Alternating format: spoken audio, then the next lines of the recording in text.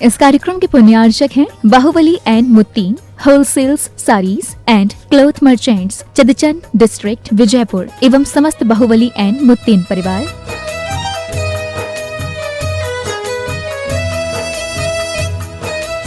राजगुरु ज्योतिष पवन जी शास्त्री, एक ही बार में समस्याओं का समाधान, 100% गारंटी से काम, फैमिली प्रॉब्लम, बिजनेस में नुकसान, शादी सगाई में रुकावट, फंसे हुए पैसे, डिवोर्स समस्या एवं अन्य समस्याओं के लिए संपर्क करें 8209931336 9737202129। ब्रांच अहमदाबाद एवं हैदराबाद।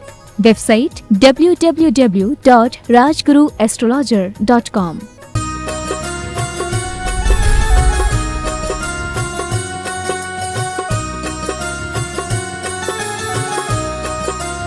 बोलिए देवादिदेव 1008 पार्श्वनाथ भगवान की जय जय जय। श्रवण संस्कृति के उन्नायक प्रातः स्मरणीय आचार्य भगवंत विद्यासागर जी महामुनि राज की जय जय जय जय। बोलिए गुणायतन प्रणेता, शंका समाधान करता, भावना योग प्रवर्तक, तरुणाई के प्रखर वक्ता, पूज्य मुनिवर श्री प्रमाण सागर जी महाराज की जय जय जय। मुनि संघ की जय जय जय। प्रिय बंधुओं, तीर्थराज संबित शिखर की तलहटी गुणायतन परिसर में आयोजित देश के सर्वाधिक लोकप्रिय कार्यक्रम शंका समाधान में यहाँ उपस्थित एवं देश विदेश से जुड़े हुए उन सभी श्रद्धालुओं का जो कि पारस चैनल, जनवाणी चैनल एवं प्रामाणिक ऐप के माध्यम से इस कार्यक्रम का सीधा प्रसारण देख सुन आनंद ले रहे हैं, उन सभी का मैं गुणायतन और श्री सेवायतन परिवार की ओर से हार्दिक हार्दिक अभिनंदन करता हूं। बंधुओं, यह कार्यक्रम प्रारंभ हो उसके पूर्व अपन चलते हैं पूज्य गुरुदेव के चरणों में नमोस्तु निवेदित कर मंगल आशीर्वाद प्राप्त करते हैं। भो स्वामी नमोस्तु नमोस्तु नमोस्तु। बंधुओं, आपको विदित ही है गुणायतन का कार्य बड़ी तीव्र गति से चल रहा है, तीव्रतम गति से चल रहा है। बंधुओं, आप देखेंगे यहां आकर के कि वो दिन दूर नहीं है जब पंचकल्याणक प्रतिष्ठा यहां पर होगी। तो बंधुओं, यह तभी संभव हो पाएगा जब आप तन मन धन से गुणायतन से जुड़ पाएंगे। अनेक लोग जुड़े हैं और नए लोग जुड़ भी रहे हैं। बंधुओं, निर्वाण निधि के रूप में जिन्होंने अपने आप को जोड़ा है, ऐसे श्रीमती निधि गोयल जी,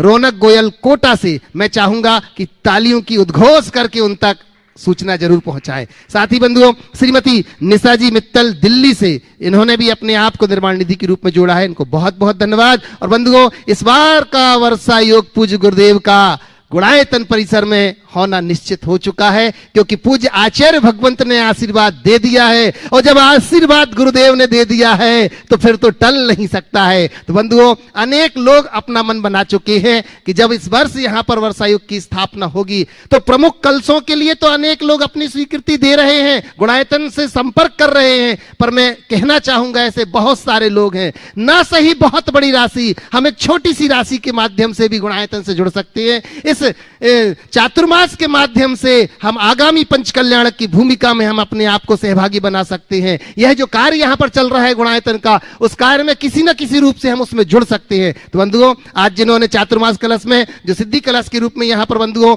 स्थापित होना है, 1,31,000 के माध्यम से श्रीमान छीतरमल जी, कमलेश जी सांवला, पिंकेश जी, विभांश जी, भविक जी, माहिम जी, चिरायु, समस्त सांवला परिवार कोटा वालों ने अपने आप को जोड़ लिया है। जोरदार ताली बजा करके हम उनका बहुत बहुत बहुत बहुत अभिनंदन करते हैं। और आपसे भी मैं अपेक्षा रखूंगा बंधुओं, आप गुणायतन के इस कार्य से जरूर जुड़िएगा। चातुर्मास भले ही आप अपने घर में कर लेना अपना चातुर्मास, पर गुरुदेव यहां कर रहे हैं तो उसमें आपकी सहभागिता तो हो ही सकती है। जरूर आप अपना कलश एक आरक्षित कराएं। चलिए बंधुओं, अब चलते हैं पूज्य गुरुदेव के चरणों में, जहां शंकाएं हमारी है पर समाधान, सम्यक समाधान पूज्य गुरुदेव का है, जिनका अनुसरण आज भारतवर्ष के अनेक संत कर रहे हैं बंधुओं इस शंका समाधान का। और वो किसी भी वर्ग के हों, अब जरूरी नहीं कि जैन समाज के ही हों, अनेक वर्ग के साधु संत भी इस शंका समाधान का अनुसरण कर लोगों की शंकाओं का निवारण कर रहे हैं। पर वास्तव में जहां आकर के समस्त शंकाएं निसीम हो जाती हैं,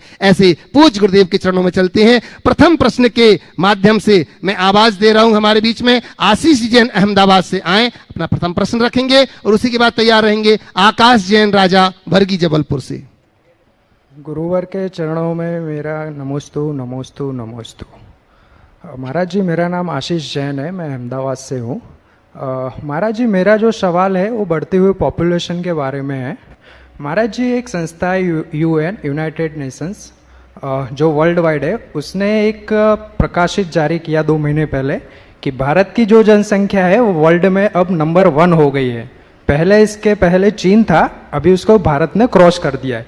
अभी जो करंट जनसंख्या है वो भारत की है 142.82 करोड़ और चीन की है 142.57 करोड़।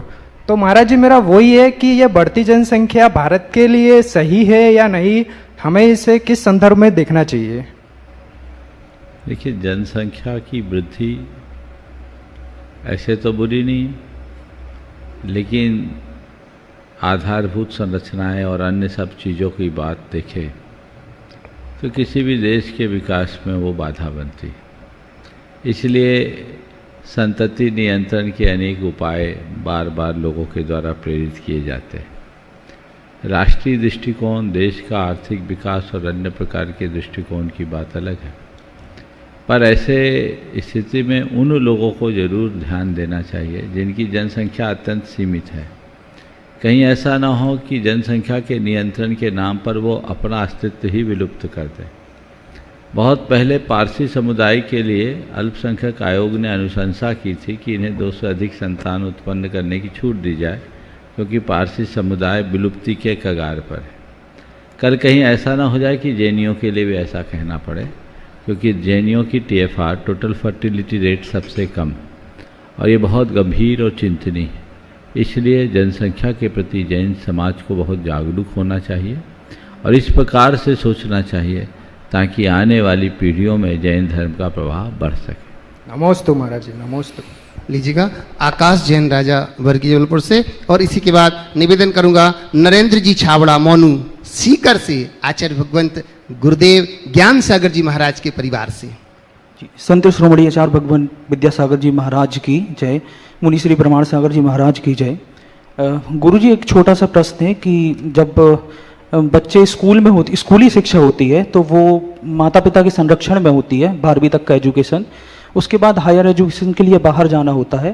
तो जैसे ही वो बाहर जाते हैं और लगातार नशे की आदत में पढ़ते जाते हैं और न जाने जाते तो पढ़ने के लिए हैं और एक नई दुनिया में खो जाते हैं।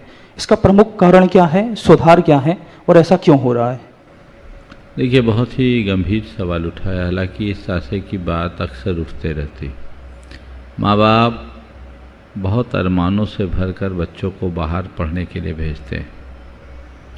बच्चे भी बहुत उत्साहित होकर जाते हैं, लेकिन जैसा आपने कहा, बाहर जाने के बाद बहुत सारे बच्चों में या बच्चियों में इस तरह का स्खलन हो जाता है, वो पथभ्रष्ट हो जाते हैं। नशे की आदत या अन्य प्रकार की दुष्प्रवृत्तियां उन्हें बुरी तरह जकड़ लेती। आपने पूछा है इसका कारण और निवारण जी। इसका मूल कारण है संगति। सबसे पहला कारण, संगति का असर मनुष्य के मन पर पड़ता है। आजकल ऐसा वातावरण बन गया, वहाँ जाकर के जब बच्चे ऐसे बच्चों की संगति में रहते हैं तो उनके पुराने संस्कार भी धूमिल होने लगते हैं। संगति संस्कार पर हावी हो जाती है और बच्चे भटक जाते हैं। कई बार बच्चों को शुरुआत में थोड़ा थोड़ा कई तरीके से बाध्य किया जाता है। एक बार मेरे पास एक ऐसा बच्चा आया जिसने 12वीं तक बाजार का पानी नहीं पिया, अनछना पानी नहीं पिया। एक दिन मेरे प्रवचन के बाद बहुत व्यथित होकर मेरे पास आया और उसने कहा, महाराज जी, आज मैं बहुत आत्मग्लानि से भरा हूँ, मेरा हृदय मुझे कचोट रहा है। मैंने पूछा, इतना भावुक क्यों, क्या बात हो गई? बोले, महाराज क्या बताऊँ, मैंने शराब पी ली। मैं उसे देखा और आश्चर्य, तूने और शराब पी ली? आंखें नीचे करी, बोल नहीं फूट पा रही। बोले, महाराज मुझसे गलती हो गई। कैसे किया? बोले, महाराज जी क्या करूँ, सीनियर्स ने पहले मुझे बियर के गिलास में पानी पिलाया, उनके प्रेशर में मुझे पीना पड़ा। फिर उनने मेरे शराब पानी में बियर मिलाकर पिलाया। फिर मुझे मेरे मन में भी उनके बार बार फोर्स करने के बाद ऐसा भाव आ गया कि एक आध बार एंजॉय करके देखने में क्या बुराई है। महाराज जी, मैंने उसके बाद एक बार नहीं कई बार पिया। आज आपने अपने प्रवचन में मेरी आंखें खोल दी और मुझे लग रहा है कि मैंने अपने साथ, अपने परिवार के साथ, माँ बाप के साथ, गुरु के साथ कितना बड़ा धोखा किया। उस व्यक्ति के अच्छे संस्कार थे, निमित्त जगह बढ़ गया, बच गया। लेकिन यदि ऐसा नहीं होता तो भटक भी जाता। अभी आज से कुछ दिन पूर्व एक परिवार मेरे पास आया जो एक महानगर का था। उनका बच्चा बहुत अच्छा बच्चा था, हैदराबाद से इंजीनियरिंग कर रहा था। इंजीनियरिंग की पढ़ाई के क्रम में किसी ऐसे व्यक्ति से उसकी दोस्ती हो गई और वो ड्रग एडिक्शन में फंस गया। वो लड़का पकड़ा, ये भी पकड़ा गया। पूरे परिवार की प्रतिष्ठा धूमिल। आज भी उसकी स्थिति, या तो गिरफ्तार हो गया हो तो मैं कह नहीं सकता, स्थिति भयानक थी। जीवन बर्बाद हो जाता है। इसलिए इस वातावरण को बदलने का प्रयास करना चाहिए। इसके लिए शासन और प्रशासन को भी बहुत गंभीरता से ध्यान देने की आवश्यकता है। प्राय आजकल रैगिंग को तो रोक दिया गया, लेकिन आज भी उच्च शिक्षण संस्थानों का जो माहौल है बहुत अच्छा नहीं।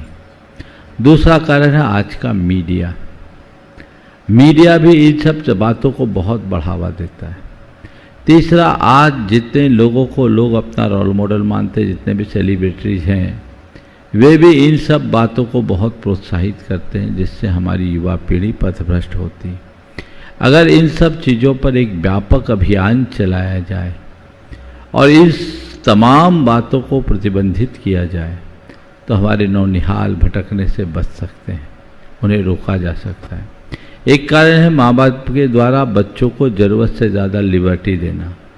आज बच्चों को की जेब हमेशा भरी रहती है, उनके लिए सब चीज़ें कोई कठिन नहीं होती। तो ये सब कारण पथ भ्रष्ट करने के लिए पर्याप्त होते हैं। बचना है तो सरकार को चाहिए, शासन प्रशासन को चाहिए कि ऐसी प्रवृत्तियों को प्रतिबंधित करें। और दूसरे स्तर पर हमें चाहिए कि हम अपने बच्चों को बाहर भेजने से पहले उनकी मर्यादाओं का बोध कराएं, गुरु चरणों में लाकर उन्हें कुछ संकल्पों से बांध करके ही बाहर भेजें, ताकि बच्चे पथ भ्रष्ट या भ्रमित होने से बचें। नमस्ते। आइएगा नरेंद्र जी छाबड़ा भानु सीकर से, और इसी के बाद निवेदन करूंगा मैं हमारे बीच में रीता जी जैन रांची से। मेरे आराध्य गुरुदेव के चरणों में त्रिवार नमोस्तु। महाराज जी, मैं नरेंद्र छाबड़ा, आचार्य श्री ज्ञान सागर जी महाराज के पैतृक गांव से। महाराज जी, कुछ दिनों पहले कुंडलपुर पंचकल्याण में हम गए थे और वहाँ पूरा भव्य मंदिर हमने देखा, और वहाँ हर चीज़ बहुत ही, जो जितनी कलाकारियाँ थी, जो चित्र थे और जो परिसर था, इतना सुंदर, आंखें भर आई। आज जब गुणायतन परिसर में हम करीबन 5 या 6 साल बाद में यहाँ आए हैं, 2018 में हम विशाल समूह लेकर आए थे। गुणायतन परिसर में अंदर जब हम आपका दर्शन प्राप्त हुआ, गुणायतन परिसर में अंदर गए, देखा कि लगा कि जैसे साक्षात हम कुंडलपुर के बड़े बाबा के दरबार में हम वापस आ गए हैं। ऐसा अद्भुत और अलौकिक गुणायतन परिसर भूतो न भविष्यति जो बाबा कुंडलपुर की याद दिलाता है। महाराज जी, प्रश्न ये है कि महाराज जी, ये सब चमत्कार होता कैसे हैं? ये चमत्कार आप करते कैसे हैं? नमोस्तु महाराज जी। मैं चमत्कारों पर विश्वास ही नहीं करता, मैं तो काम पर भरोसा करता हूँ। ऐसा काम करो कि लोग देखकर चमत्कृत हो जाए। चमत्कार करने की जरूरत क्या है? जो मनुष्य पूरी निष्ठा और लगन के साथ काम करते हैं, वे ही काम को सही अंजाम तक पहुंचा पाते हैं। अच्छी सोच और सही प्रयत्न हमें सही परिणाम देते हैं। हमें उस तरफ हमेशा दृष्टि रखनी चाहिए। नमस्ते आज रीता जी जैन रांची से, और उसी के बाद निवेदन करूंगा गुरु भक्तों में उषा जी सेठी, नरेश जी सेठी रांची से। महाराज जी के चरणों में बारंबार नमोस्तु एवं समस्त क्षुल्लक जी महाराज जी के चरणों में इच्छामी इच्छामी इच्छामी। महाराज श्री, अपने आप ही मुझे प्रश्न आया कि आचार्य श्री के पास में बहुत समाधियाँ होती हैं, उनके परम भक्त जो हैं वो समाधि भी कुछ दिन पहले ही हुआ किसी परम भक्त का। तो आचार्य श्री, ये लोग जब देव बनते होंगे तो क्या आचार्य श्री के पास तो आते होंगे आचार्य श्री अपने परम उपकारी गुरु के पास? देखो, अगर वो आचार्य महाराज के सच्चे भक्त होंगे और उनकी सही समाधि होगी तो एक भी आचार्य महाराज के पास नहीं आएंगे। दर्शन क्यों? इसलिए कि वे सब सम्यक्त के साथ देह छोड़कर वैमानिक देव बने होंगे, और पंचम काल में वैमानिक देवों का यहाँ आगमन ही नहीं होता, वे सीधे विदेह क्षेत्र में चले जाते।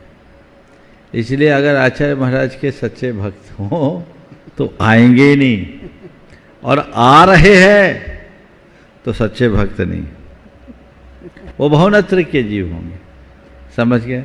तो उनको हम सच्चे भक्त की श्रेणी में नहीं कर सकते। लेकिन मैं आपसे एक बात कहता हूं, आचार्य महाराज की महानता इसलिए नहीं कि उनके पास देव आते हैं, उनकी महानता केवल इसलिए है कि उनके पास आने वाले हर व्यक्ति के हृदय में देव भाव जागता है, वो देवत्व की प्रतिष्ठा करते हैं, तुम्हारे अंदर की चेतना की दिव्यता उद्भावित होती है, यह उनकी महानता है। देवता के आने से क्या होगा? दिव्यता प्रकटाने से सब कुछ होगा। इसलिए देवों से प्रभावित मत हो। एक बात सदैव याद रखना, मनुष्य का स्थान देवों से ऊंचा है, और गुरुदेव उसी स्थान को पाए हैं और हम सबको रास्ता बता रहे। महाराज श्री एक छोटा सा है, आचार्य श्री ने महाराज जी अभी एक हफ्ते पहले एक बहुत प्रवचन दिया था, अच्छा, जो आप भी महाराज श्री यही बोलते हैं, बहुत कम बोलो, मीठा बोलो, ये बोलो, बहुत बोलने की शैली पे दिया था। लेकिन लास्ट में आचार्य श्री ने ये कहा कि बोलने से भी सूक्ष्म जीवों का घात होता है। हाँ, ये कैसे होता है? शब्द बोलने में वाइब्रेशन नहीं होता है, होता है कि नहीं होता? साउंड का वाइब्रेशन है ना, इसलिए अहिंसा महाव्रत में वांग गुप्ती रखा है, इसलिए कम बोलो। नमोस्तु महाराज। दीजिएगा उषा जी नरेश जी सेठी रांची से, और तैयार रहेंगे अनिमेश जैन गोमिया। नमोस्तु महाराज श्री, नमोस्तु छुल्लक जी को इच्छा में। महाराज जी, मेरा प्रश्न ये है कि बोलते हैं कि आज के युग में ना भूत और पिशाच नहीं होते हैं, लेकिन इसमें नरेंद्र परेंद्र में ना आता है वो, तो उसका क्या? भूतम पिशाचम। देखो, ये बात कहना कि भूत पिशाच का अस्तित्व नहीं होता सही नहीं, पर हर बात को, हर घटना को भूत पिशाच से जोड़ लेना भी सही नहीं। भूत पिशाच होते हैं। हमारे 4 निकाय के देवों में व्यंतरों के भेद में व्यंतरा, किन्नर, किम पुरुष, महोरक, गंधर्व, यक्ष, राक्षस, भूत, पिशाचा, ये 8 प्रकार के देव हैं। उनमें भूत भी है, पिशाच भी है, किन्नर भी है, गंधर्व भी है। लेकिन मैं आपसे कहता हूँ, वो बहुत बिजी हैं, वे अपने काम में मगन हैं। आपके पास आने की उन्हें उतनी फुर्सत नहीं है। आजकल कुछ लोग अपने अंधविश्वासों के कारण हर छोटी बड़ी घटना को भूत पिशाच से जोड़ लेते हैं। जो प्रायः बायोपोरल डिसऑर्डर निकलता है, वो मनोविकृतियाँ होती हैं, और लोग उसको भी ऊपरी बाधा से जोड़ करके भ्रमित होते हैं। इसलिए मैं आप सबसे कहूँगा कि हर घटना को भूत पिशाच से मत जोड़ो, मन को मजबूत बनाओ। मन का भूत सबसे बड़ा भूत है, और जिसके अंदर से डर का भूत निकल गया उसका मन मजबूत होगा। तो डर मत रखो, और अगर कुछ है भी, महामंत्र का स्मरण करो, सब दूर भागेंगे। डरने का कोई काम नहीं है। आजकल जितनी भी घटनाएं प्रकाश में आती है, ज़्यादातर मनोविकृति से संबद्ध होती है। मेरे संपर्क में ऐसे अनेक प्रसंग आए हैं, और मैं उस आधार पर कह सकता हूँ कि ये सब चीज़ें मानसिकता से जुड़ी हुई होती है। अपनी मानसिकता अच्छी रखो, मजबूत रहो, भूत पिशाच आपका कुछ भी नहीं करेंगे। आप बहुत सहजता से अपना जीवन यापन कर सकें।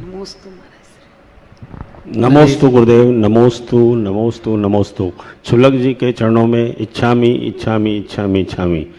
नमोस्तु गुरुदेव, हमारा प्रश्न था कि मट्ठे से निकाला हुआ मक्खन श्रावक उपयोग कर सकते हैं कि नहीं, और दूसरा कि हमारे बच्चे आजकल बाज़ार से चीज़ वगैरह जैसा मक्खन का उपयोग करते हैं, तो हम लोग चाहते हैं कि अगर वो भक्ष्य है कि नहीं, तो इसका उपयोग बच्चों के लिए कराया जा सकता है कि नहीं? 4 महाविकृतियों की चर्चा हमारे यहाँ आती है, जिसमें मध्य, मांस, मधु और मक्खन है। मक्खन को जब निकालते हैं तो उत्पत्ति के अंतर मुहूर्त के उपरांत उसमें असंख्य रस जीवों की उत्पत्ति हो जाती है। इसलिए बाजार का मक्खन खाना उचित नहीं है। हाँ, तुरंत के तुरंत घी निकालते समय जो मक्खन होता है अंतर मुहूर्त के भीतर उनका उपयोग कर सकते हैं। इसलिए जब मक्खन दूध दही से निकालते हैं तो अंतर मुहूर्त के भीतर ही उसे घृत के रूप में परिणत करने का विधान, उससे ज़्यादा नहीं। आजकल चलन बढ़ पड़ा है, सब जगह वेस्टर्न कल्चर आ गया है, वहाँ के लोग घी खाते नहीं तो मक्खन का प्रयोग करने लगे, और देखा देखी में हमारे लोग भी मक्खन का प्रयोग करने लगे हैं। मक्खन में त्रस्त जीवों का घात होता है, इसलिए लोगों को मक्खन से परहेज करना चाहिए। घी खा लीजिए, मक्खन से बचिए।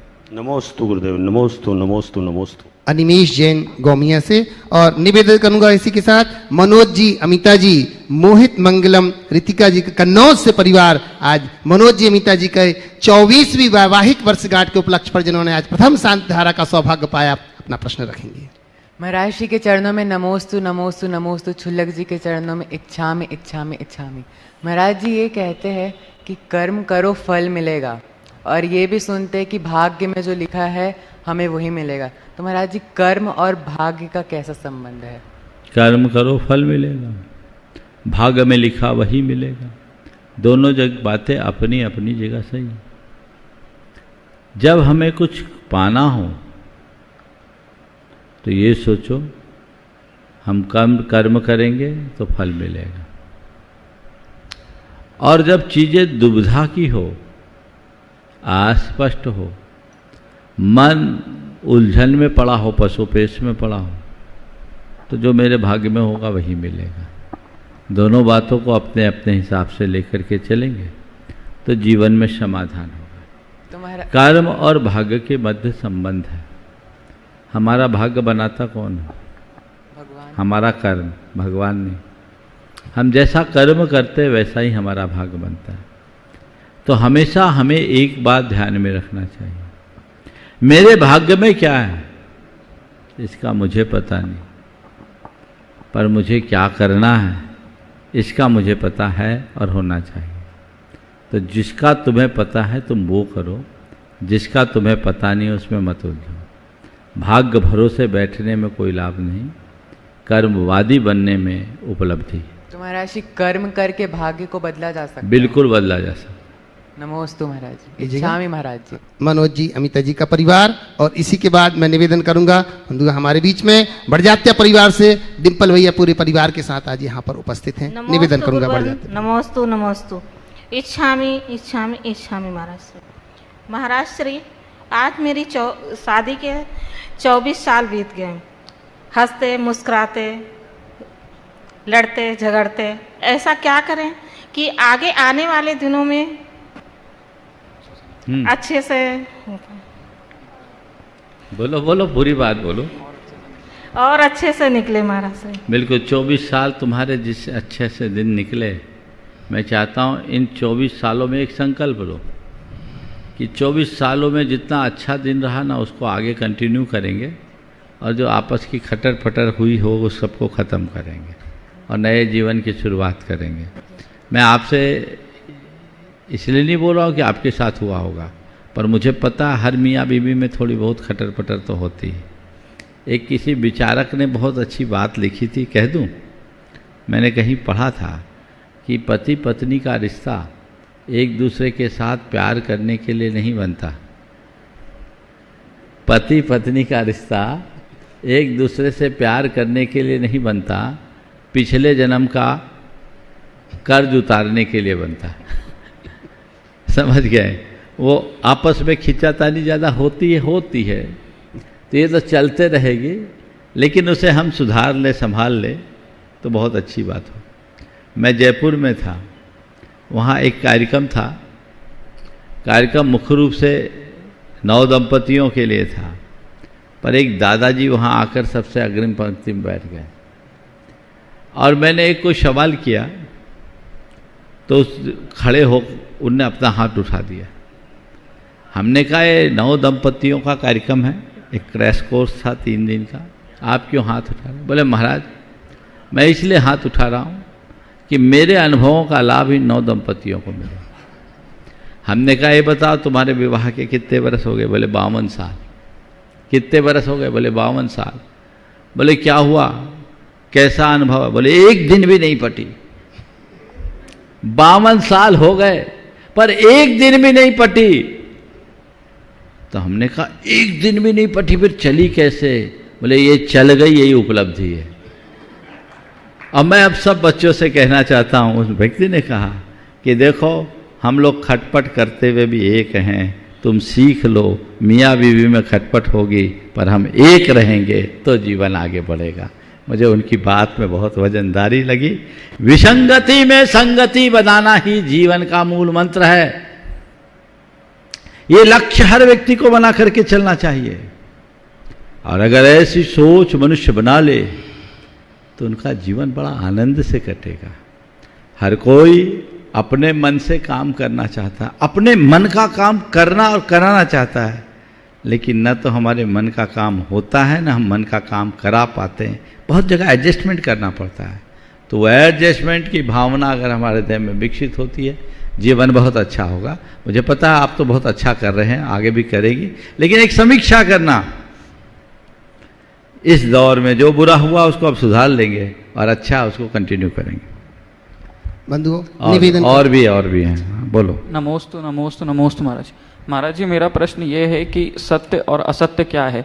क्योंकि हो सकता है कि जो मेरे लिए सच है वो किसी और के लिए झूठ हो, और जो पहले समय से चले आ रहे हैं कि जो 6 या 7 जो यूनिवर्सल ट्रुथ कहे जाते हैं सिर्फ वही हैं, उसके अलावा आज तक ना उसमें कोई सत्य ऐड हुआ है और ना ही हटा है। कि पृथ्वी सूरज के चक्कर काटती है, या sun rises from the east and sets on the west. तो सत्य और असत्य क्या है? देखो, सत्य और असत्य सापेक्ष है। हो सकता है जो मेरे लिए सच हो तुम्हारे लिए झूठ हो, जो तुम्हारे लिए सच हो मेरे लिए झूठ हो।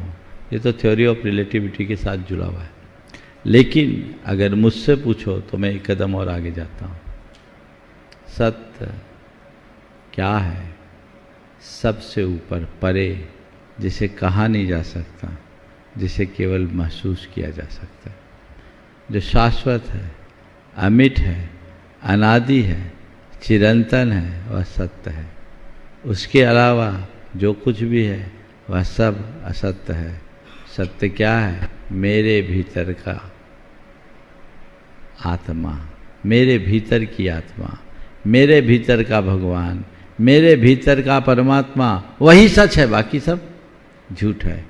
किसी की शव यात्रा में सुनते हैं, क्या बोलते हो? बोलो, राम नाम, राम नाम। इसका मतलब क्या है? बस ये जो जल रहा है, जिसे लेके जलाया जा रहा है, वो सत्य है। जो चल दिया वो सत्य है। उस परम सत्य को जो पहचानता है वही अपने जीवन का परमोद्धार कर पाता है। ठीक है। नमोस्तु मंगलम, मंगलम पूछेगा, पूछो। नमोस्तु महाराज जी।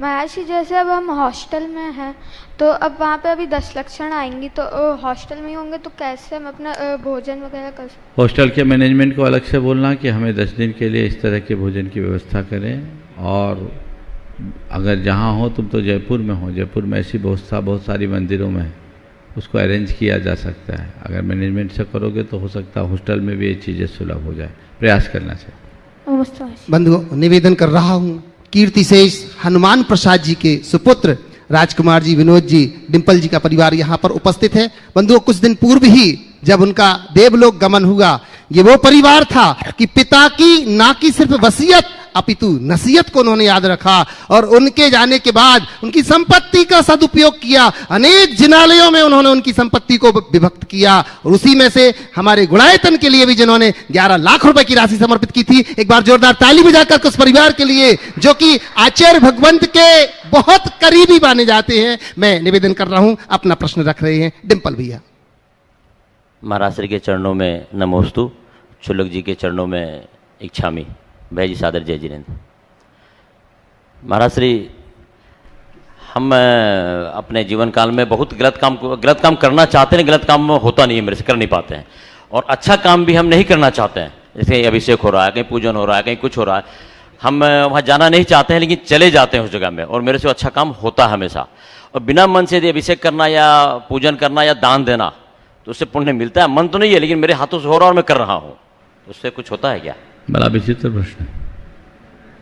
अभी तक तो ये सुना कि गलत काम करना चाहते हैं और गलत करते हैं, अच्छा काम करना नहीं चाहते। आपने उल्टा कहा कि हम गलत काम करना तो चाहते ही नहीं, अच्छा काम भी करना नहीं चाहते, पर अच्छा काम हमसे हो जाता है, भवितव्य अच्छा है। जो अच्छा काम करता है समझ लेना उसका भवितव्य अच्छा है। ये तुम्हारा परम पुण्य है कि तुम्हारी ऐसी निर्मल बुद्धि है कि गलत काम करने की इच्छा नहीं होती, और इतना पुण्य है, तुम्हारे संस्कारों की इतनी प्रबलता है कि न चाहते हुए भी तुम अच्छा काम कर लेते हो। इसका मतलब तुम्हारे संस्कार बहुत प्रबल है, और जब संस्कार प्रबल है, न चाहते हुए भी अच्छा काम कर रहे हो तो चाह के करने लगो, सोने में सुगंध हो जाएगा, जीवन ही अच्छा बन जाएगा। अच्छा करने से भी ऊंचा अच्छा बन जाना है, अब आगे बढ़ना चाहिए। निश्चित अपने पिताजी के आदर्शों को आप लोगों ने आत्मसात किया है। लक्ष्य और बनाओ। जीवन में 4 स्थितियां हैं: अच्छा दिखना, अच्छा पाना, अच्छा करना और अच्छा बनना। समझ गए? अच्छा पाए, अच्छा किए, अच्छा कहलाए, उसमें कोई बड़ी बात नहीं।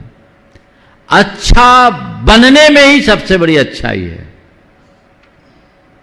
तो जब मन से अच्छा करने लगोगे ना तो अच्छा बन भी जाओगे।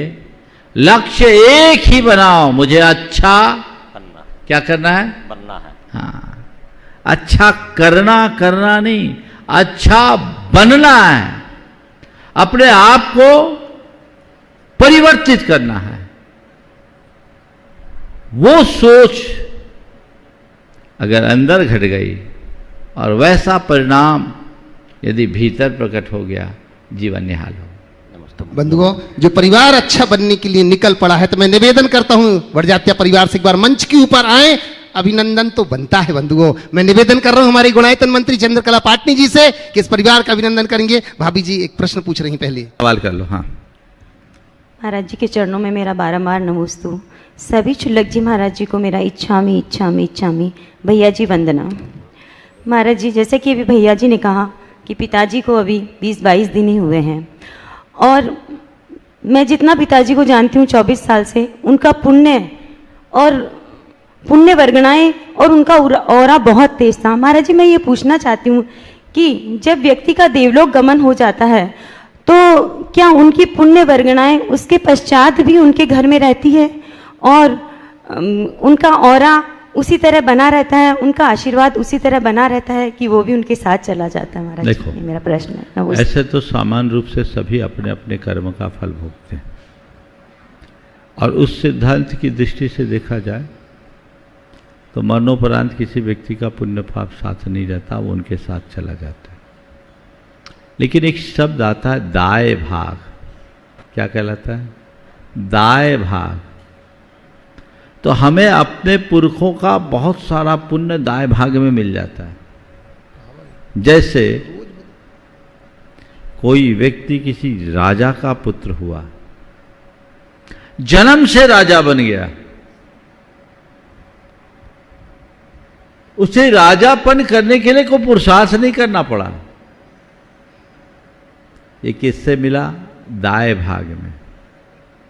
और कोई व्यक्ति किसी भिखारी के घर पैदा हुआ, जन्म से भिखारी, ये क्यों बना? दाय भाग में। अब उसका अपना पुरुषार्थ या उसकी अपनी करनी बहुत कुछ फेरबदल कर सकती है। हो सकता है राजा के घर में पैदा होने वाला कल भिखारी बन जाए और भिखारी के घर में पैदा होने वाला शहंशाह बन जाए। ये उसका अपना कर्म है, ये उसका अपना पुरुषार्थ है। तो कोई भी व्यक्ति जो महान पुण्यायी वाले होते हैं, उस व्यक्ति के पुण्य का प्रताप ऐसा होता है जिससे उनकी पीढ़ियों पर वो संस्कार जुड़ जाते हैं, और उस व्यक्ति के चले जाने के बाद भी वो उस संस्कार में आगे बढ़ते हैं। और एक दो अनुभव तो ऐसा आया है कि माँ बाप के सामने बच्चों ने जितना नहीं किया, उनके जाने के बाद किया। इस भाव से मेरे पिताजी ऐसा कहा करते थे, मेरी माँ ऐसा कहा करती थी, मुझे ये करना है। ये प्रेरणा जगती है। किससे? जब किसी प्रबल पुण्य के धनी से प्राप्त होती है। तो निश्चित आप लोगों ने जो महसूस किया और जो अनुकरण किया है उसी का परिणाम। मैं निवेदन करना चाहूंगा बड़जात्या परिवार से एक बार मंच के ऊपर आए और मैं चंद्रकला जी पाटनी गुणायतन मंत्री से निवेदन करूंगा, इनका अभिनंदन करेंगे और प्रश्न के लिए तैयार रहेंगे। राजकुमार जी, प्रेमलता जी टोंगिया, हजारीबाग। जोरदार जोरदार कलतर ध्वनि से बंधु हम अभिनंदन करते इस परिवार का। हाँ, पूरा परिवार एक साथ आ जाए, पूरा परिवार एक साथ आ जाए। जोरदार जोरदार कलतर ध्वनि से हम अभिनंदन करते हैं बंधुओं। जहां रायपुर लाभांडी में एक विशाल पाषाण का जिनालय बना करके जिस परिवार ने समाज को दिया है, ऐसा परिवार बड़जात्या परिवार के लिए बहुत बहुत अभिनंदन कर रहे हैं। और मैं साथ ही साथ शरद जी गोधा जी से निवेदन करता हूं, डॉक्टर साहब इस अभिनंदन में आपकी भी सहभागिता हो बे, मैं निवेदन करता हूं। डॉक्टर शरद जी गोधा इस अभिनंदन में शामिल हो रहे हैं। आइएगा, एक बार गोधा जी ऊपर आ रहे हैं और प्रश्न के लिए तैयार रहेंगे राजकुमार जी, और उसी के बाद मैं डॉक्टर शरद जी गोधा जी से निवेदन करूंगा, वो अपना प्रश्न रखेंगे।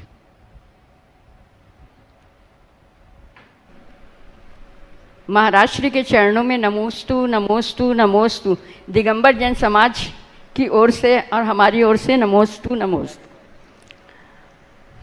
छुलक महाराज जी के चरणों में इच्छामी इच्छामी इच्छामी। महाराज जी, मेरे जीवन के इतने वर्षों में मेरा एक एक्सपीरियंस हुआ है, तो मैं कुछ निर्णय नहीं कर पा रही हूँ कि इंसान को क्या करना चाहिए। प्रश्न यह है महाराज जी कि लोग आजकल जो 80 बरस के भी हो चुके हैं, वो अपने आपस के रिलेशन को 1 सेकेंड में तोड़ देते हैं कि हम अब ये लंबे रिलेशन को नहीं निभा पाएंगे। आज का जनरेशन ऐसा है कि अगर हम उनको बताते हैं कि ये आपके मौसी हैं, मामी हैं, चाची हैं, नानी हैं, तो वो सुनना ही नहीं चाहते, वो रिलेशन चालू ही नहीं करना चाहते। तो दोनों में कौन अच्छा है, जो रिलेशन 50 वर्ष निभाकर तोड़ देता है, या ये बच्चे जो रिलेशन निभाना ही नहीं चाहते, शुरू करना ही नहीं चाहते? देखिए, 50 वर्ष निभा करके रिश्ता तोड़ना एक एक्सीडेंट है, और रिश्ता को निभाना ही नहीं, गाड़ी पे ही सवार नहीं होना। एक्सीडेंट के भय से गाड़ी पर सवार न होने वाले यात्रा कैसे करेंगे? इसलिए यात्रा कीजिए, कदाचित दुर्घटना न घटे ऐसा प्रयास करें, और फिर भी यदि कोई दुर्घटना घटे तो कम से कम क्षति पहुँचे, ये ख्याल रखना चाहिए। हालांकि ऐसा बहुत कम होता है, अपवाद स्वरूप ही होता है। और ये सब इसलिए हो रहा है क्योंकि अब लोगों की टॉलरेंस पावर कम हो गई, सहनशीलता कम हो गई। पहले लोग चाहे जैसे चीज़ों को निभाते थे, अब लोगों को निभाने का भाव बिल्कुल खत्म होता जा रहा है। इसलिए इस तरह की विसंगतियाँ होती हैं। जहाँ तक आज के बच्चों का सवाल है, जब उनके सामने इस तरह की बातें आती हैं और बच्चे चीज़ों को नकारते हैं, उसकी मूल वजह यही है कि आज बच्चों के हृदय में प्रेम, परस्परता, बंधुत्व, आत्मीयता जैसे उदात्त जीवन मूल्यों का अभाव हो गया। हर व्यक्ति अब पूरी तरह व्यक्ति केंद्रित या आत्म केंद्रित जीवन शैली को अपना लिया। इसने हमारी संवेदना को बुरी तरह प्रभावित किया है, और जब मनुष्य की संवेदनाएं मोथली हो जाती है तो इस तरह की विकृतियां उत्पन्न हो जाती हैं। हमें इसे बदलना होगा।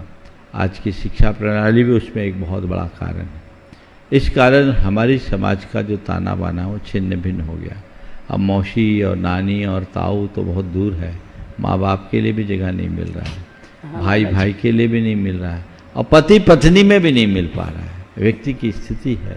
तो जैसे मैंने कहा, प्रेम, परस्परता, आत्मीयता, बंधुत्व के मूल्यों की स्थापना जरूरी है। इसके बिना मनुष्य अधूरा है, उसे हमें जगाना होगा, तभी कुछ कर पाएंगे।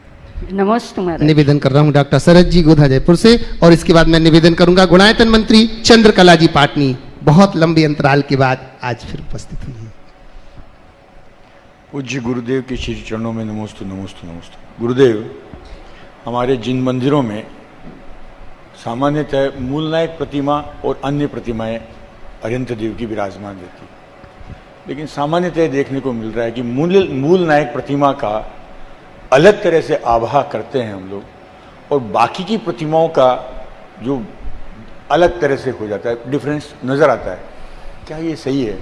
जब सारे अरिहंत देव एक जैसे हैं तो सबकी आभा भी एक जैसी है। एक बात बताओ, किसी संघ में आप जाते हो, उस संघ के सभी मुनिराज एक समान होते हैं? होते हैं कि नहीं? मुनि महाराज तो सब बराबर, पर जिनसे हमें कुछ ज़्यादा प्रेरणा मिले उनके प्रति अट्रैक्शन ज़्यादा होता है कि नहीं? होना भी होता है। तो उनके पास ज़्यादा जाते हो। अरे सब समान, सबके पास जाओ।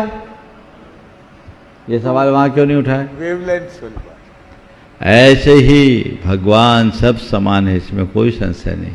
पर समान भगवानों में भी हमने मंदिर किनके लिए बनाया? वो हमारे मूल नायक है। तो मूल नायक की महिमा तो विशेष होगी, इसलिए मूल नायक के प्रति लोगों का रुझान यदि बढ़ता है तो कोई बुरी बात नहीं, वो स्वाभाविक है, होगा। लेकिन अन्य जो प्रतिमाएं हैं उनकी उपेक्षा नहीं होनी। नहीं करनी। लीजिए, निवेदन कर रहा हूँ चंद्रकला जी पाटनी गुणायतन मंत्री, और फिर इसके बाद अपन चलेंगे मंचासीन पूज्य चुल्लक जी के चरणों में। मेरी तरफ से, रांची वालों की तरफ से और जगत के सब्जियों की तरफ से मुनिराज के चरणों में नमोस्तु। सब चुल्लक जी महाराज के चरणों में इच्छामी। महाराज श्री कहते हैं कि कदम छोटे हो या बड़े, रुकने नहीं चाहिए, उनको चलते ही रहना चाहिए, तभी मंजिल पा सकते हैं। अगर बीच में रुक गए, लेकिन बीच रास्ते में अगर थक जाता है इंसान तो वो क्या करे? कदम छोटे हो या बड़े, रुकने नहीं चाहिए, चलने चाहिए, तभी इंसान मंजिल तक पहुंच सकता है। आपने बहुत अच्छा सवाल किया। यदि कदम थक जाए तो क्या करें? कुछ ना करें, थोड़ी देर विश्राम कर लो, पर ध्यान हमेशा मंजिल की ओर रखो। आगे जाना, आगे जाना, आगे जाना। पल भर का विश्राम, पर वो खरगोश जैसा ना हो, नहीं तो फेल हो जाएंगे। उत्तम तो यही है, धीमे ही सही चलते चलो, चलते चलो, चलते चलो, कछुए की भांति मंजिल पर पहुंच जाएंगे। लेकिन एकदम ही पैर सांस न दे, एकदम लाचार हो जाए, शरीर थक कर श्लथ हो जाए, तो उस घड़ी पल भर का विश्राम बुरा नहीं। हाँ, चुल्लक जी के चरणों में चलें। उसके पूर्व हमारे बीच में बंधुओं डॉक्टर उमेश जी मित्तल किशनगढ़ से हमारे बीच में है, वो अपना प्रश्न रख रहे हैं पूज्य गुरुदेव के चरणों में। फिर अपन सीधे चलेंगे पूज्य चुल्लक जी के चरणों में। नमस्ते महाराज जी, मैं डॉक्टर महेश मित्तल हूँ। मैं किशनगढ़ से आया हूँ। सभी किशनगढ़ वासियों की तरफ से आपके चरणों में नमोस्तु नमोस्तु नमोस्तु महाराज जी। महाराज जी, मैं जैन धर्म पालता हूँ और मैंने देखा है कि 20 साल में जो पहले डिलीवरीज होती थी उसमें इतने एबॉर्शंस वगैरह नहीं होते थे। आजकल बच्चे भी बहुत डिफेक्टिव होते हैं, किसी के हाथ नहीं होता है, किसी के पैर नहीं होता है। ऐसी इंसिडेंस तेज़ी से बढ़ती जा रही है। तो मैं पूछ रहा हूँ इसका क्या कारण है कि इतनी तेज़ी से बढ़ती जा रही है? आप डॉक्टर हो, गायनिक हो? मैं फिजिशियन हूँ। अच्छा, देखिए बात बिल्कुल सही है कि आजकल डिसेबल बच्चे बहुत हो रहे हैं। सबसे पहले तो इसके कारणों का विश्लेषण करना चाहिए। मैं समझता हूँ इनके कारणों को आप अच्छे से समझते होंगे। आज की बदली हुई जीवन शैली भी इसमें एक बड़ा कारण है। अनावश्यक तनाव और दबाव भी इसका एक बड़ा कारण है। खान पान की विकृतियां भी इसका एक बड़ा कारण है। यदि इन सब का निवारण करें तो काफ़ी कुछ कंट्रोल हो सकता है। और मुझे लगता है कि विलंब से विवाह भी इसका एक बड़ा कारण है। आजकल 28, 30 साल के पहले वैवाहिक संबंध ही नहीं हो। नतीजा ये निकलता है कि जल्दी से संतान नहीं होती, और होती भी है तो बहुत सारी समस्याएं सामने आ जाती। कम संतान होना, विलंब से संतान होना, जीवन शैली का बदल जाना, बिगड़ जाना, अतिरिक्त तनाव होना, काम का बोझ होना, मानसिक स्वास्थ्य का खंडित हो जाना, ये सब ऐसे कारण हैं जिसका परिणाम आने वाली संतति को भुगतना पड़ता है। हमें एक जागरूकता लोगों के बीच लानी चाहिए ताकि इस तरह के कृत्यों से बचे। और एक बात में हो सकता आप डॉक्टर हो तो आपको अच्छा न लगे, पर मुझे तो लगता है कि ज़्यादा जांच पड़ताल भी हमारे लिए ऐसी समस्याएं पैदा कर रही है। बार बार जांच पड़ताल करते हैं और कई जगह तो रिपोर्ट्स भी गलत आ जाती है और डॉक्टरों की रिपोर्ट पर भरोसा करके लोग मान जाते हैं, गड़बड़ करते हैं। 2 उदाहरण दे रहा हूं। मैं उदयपुर में था, एक बहन जी मेरे पास आई, उनके साथ उनका 17-18 साल का बच्चा था। दर्शन करके बच्चे को बाहर किया और खूब रोने लगी। थोड़ी देर में शामान हुई और उसने कहा, महाराज जी मेरा हृदय कचोट रहा है, मुझे आपसे एक प्रायश्चित चाहिए। बोले क्या? बोले महाराज जी ये जो बच्चा गया ना, ये मेरा बेटा है। ये जब मेरे पेट में था, अल्ट्रासाउंड कराने के बाद पता लगा लड़की है। मेरी 3 बेटियां थी महाराज, मुझे बेटी नहीं चाहिए थी। मैंने उसका अबॉर्शन कराने का मन बना लिया। वो तो डॉक्टरनी ने मुझे समझा दिया और मैं वापस लौट आई। महाराज लड़का हुआ, असाधारण प्रतिभा है, IIT में सिलेक्शन हुआ है और अच्छे रैंक में हुआ है। बॉम्बे में इसका सिलेक्शन हो गया। महाराज मैं जब भी इसको देखती हूँ तो मुझे लगता है मैं कितनी निष्ठुर माँ बन रही थी। मैं अपने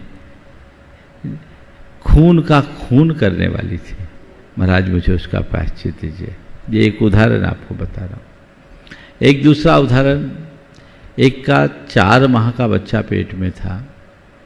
डॉक्टरों ने कह दिया बच्चे की हार्ट बीट नहीं है, सफाई करा लो। बहुत परेशान। मुझसे कहा, हमने कहा देख भाई अपने तय कुछ मत करो, हार्ट बीट है नहीं है, तुम तो भगवान का नाम लो और कोई जांच पड़ताल करने की जरूरत नहीं है। अगर निकलना होगा तो अपने आप निकलेगा। निकले ऐसा भाव ही मत करो और नियमित भावना योग करो। भी एक बार करते हो गर्भवती महिला वाला, 3 बार भावना योग करो। आप सुनकर ताज्जुब करोगे। उस महिला ने उसका अनुकरण किया और सकुशल बच्चा उत्पन्न हो गया। तो ये जो चीज़ें हो रही है, जांच पड़ताल के चक्कर में फंसकर जो ये क्रूर कृत्य हो रहा है, बच्चा डिसेबल है तो मार डालो, ये कौन सा धर्म? वो तो हत्या है। उस हत्या के भाव से भी बचना चाहिए।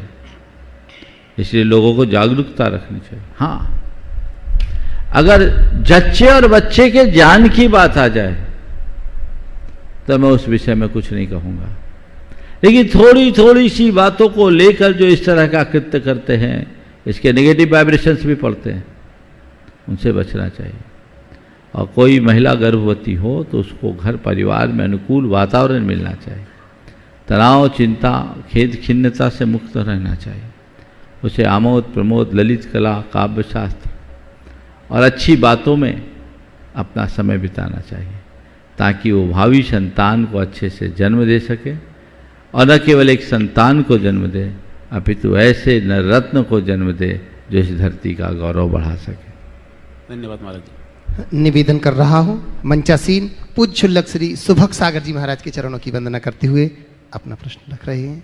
पूज्य क्षुल्लक श्री। परम पूज्य मुनिवर के चरणों में बारंबार नमोस्तु नमोस्तु नमोस्तु। महाराज जी, मंगलाचरण का अपने आप में बड़ा महत्व है, चाहे वो स्वाध्याय हो या किसी कार्यक्रम में।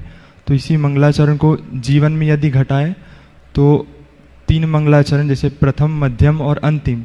तो प्रथम मंगलाचरण जन्म के उपरांत जो बालक को नमोकार मंत्र सुनाया जाता है वो हो सकता है, और अंतिम मंगलाचरण मरण के पूर्व जो नमोकार मंत्र सुना है वो हो सकता है। तो महाराज जी, मध्यम मंगलाचरण कब हो, कैसा हो, इसके बारे में मार्गदर्शन। बहुत बहुत अच्छा भाव महाराज जी ने प्रकट किया है। आपने कहा बिल्कुल, जीवन में मंगलाचरण का बहुत महत्वपूर्ण स्थान है और वो हमारे सारे विघ्न बाधाओं का निवारण करता है। जन्म के समय जो हमें घुट्टी में नमोकार मंत्र पढ़ाए जाते हैं वो हमारा आद्य मंगलाचरण। मरण के समय में भी लोग नमोकार सुनाते हैं, भगवान का नाम जपते जपते जाते हैं। यह अंतिम मंगलाचरण के रूप में आपने देखा, बिल्कुल संयुक्ति का हो सकता है। अब सवाल है मध्यम मंगलाचरण। तो मध्यम मंगलाचरण तो सबसे उत्तम मंगलाचरण है, दीक्षा धारण कर लो, मंगल ही मंगल हो जाएगा। और मंगलाचरण क्या, तुम खुद मंगल बन जाओगे। क्या बोलते हैं, चत्तारि मंगलम, अरिहंता मंगलम, सिद्धा मंगलम, साहू मंगलम, केवली पन्नतो धम्मो मंगलम। तो वो साधुता को अपने अंदर घटित कर लो। तो मंगलाचरण क्या, तुम्हारा जीवन मंगल हो जाएगा, सबके अमंगल का निवारण हो सकता है। वे लोग बहुत भाग्यशाली हैं जिन्हें ऐसे मंगल स्वरूप को प्राप्त करने का अवसर मिलता है। पर कदाचित ऐसा नहीं कर पाओ तो एक बीच का रास्ता भी निकाल देता हूं, समझ गए? बीच का रास्ता, पक्के दृढ़ धर्मी बन जाओ, धर्मानुयायी बन जाओ, तो आपका जीवन मंगलमय हो जाएगा। सम्यक दृष्टि को मंगल कहते हैं, मिथ्या दृष्टि पाप जीव कहलाता है, सम्यक दृष्टि पुण्य जीव कहलाता है। जीवन में मंगल ही मंगल है। बंधुओं, पूज्य आचार्य भगवंत ने 5 मंगल कलशों को पूज्य गुरुदेव के पास भेजा है ज्ञान अमृत से भरने के लिए, चारित से भरने के लिए। दूसरा मंगल कलश मैं निवेदन कर रहा हूं पूज्य चिद्रूप सागर जी महाराज से, वो अपना प्रश्न रख रही है। पूज्य मुनिश्री के चरणों में बारंबार नमोस्तु। महाराज जी, जब कोई कार्य होता है तो बिन मांगे सलाह देने वाले लोग बहुत मिल जाते हैं, लेकिन उस कार्य में सहयोग करने वाले लोग कम मिलते हैं। तो सलाह नहीं, सहयोग करो की युक्ति कैसे सार्थक होगी? बहुत अच्छी बात है। दुनिया में सबसे सस्ती यही है, वो है अयाचित परामर्श, बिना मांगे सलाह।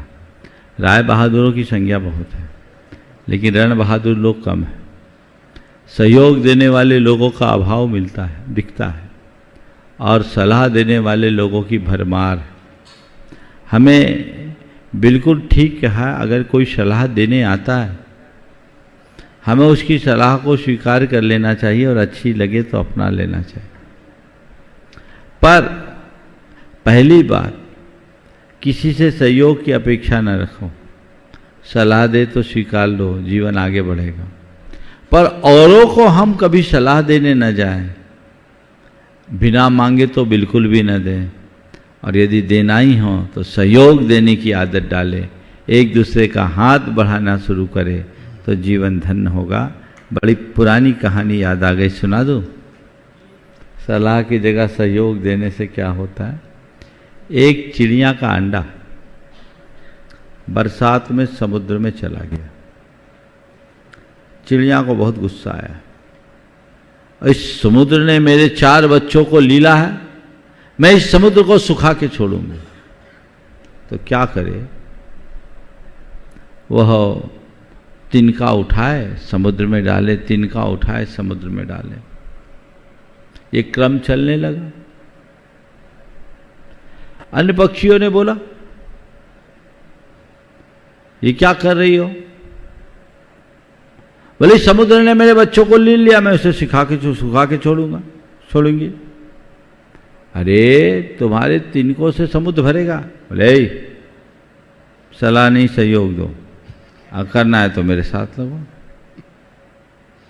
अब क्या था, सब पक्षी आए, एक एक तिनका डालने लगे। चलो भाई, हम भी तिनका डालें, हम भी तिनका डालने लगे। कहते ब्रह्मा जी अपने गरुड़ पर सवार होकर जा रहे थे। उन्होंने देखा कि पक्षियों का समूह पूरा जा रहा है, तो गरुड़ ने कहा, महाराज आप खड़े रहो, मैं देख के आता हूं माजरा क्या है। तो ब्रह्मा जी को अधर में छोड़ा। गरुड़ ने पूछा, क्या कर रहे हो? बोले, समुद्र ने मेरे बच्चों को लील लिया, मैं इसे सुखा के छोड़ूंगा। अरे तुम सुखा पाओगे? बोले, सलाह नहीं, सहयोग दो। अब क्या था, गरुड़ भी सहयोग में लग गया। अब जब गरुड़ सहयोग में लग गया, बहुत देर हो गया, ब्रह्मा जी परेशान हुए कि क्या बात है, गरुड़ अभी तक नहीं आए। तो खुद आगे बोले, क्या कर रहे हो?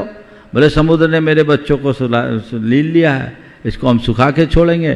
ब्रह्मा जी ने कहा कि तुम इसे सुखा पाओगे, इतना विशाल समुद्र? बोले, महाराज सलाह नहीं, सहयोग दीजिए, सलाह नहीं, सहयोग दीजिए। अब ब्रह्मा जी को भी लगना पड़ गया, और जब ब्रह्मा जी लग गए तो समुद्र सूख गया। मुझे नहीं पता ये कब घटा, लेकिन हर कोई यदि सुख को आत्मसात कर ले तो समुद्र भी सूख सकता है, उसे कोई रोक नहीं सकता। इसे हम आत्मसात करेंगे तो हमारा जीवन धन्य होगा। समय आप सबका हो गया, यहीं पर विराम। बोलिए परम पूज्य आचार्य गुरु श्री विद्यासागर जी महाराज।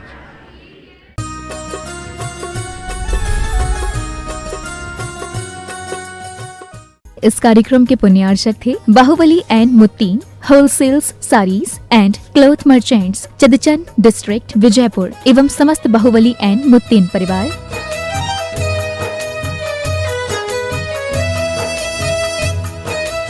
राजगुरु ज्योतिष पवन जी शास्त्री, एक ही बार में समस्याओं का समाधान, 100% गारंटी से काम, फैमिली प्रॉब्लम, बिजनेस में नुकसान, शादी सगाई में रुकावट, फंसे हुए पैसे, डिवोर्स समस्या एवं अन्य समस्याओं के लिए संपर्क करें 8209931336 9737202129। ब्रांच अहमदाबाद एवं हैदराबाद। Website www.rajguruastrologer.com।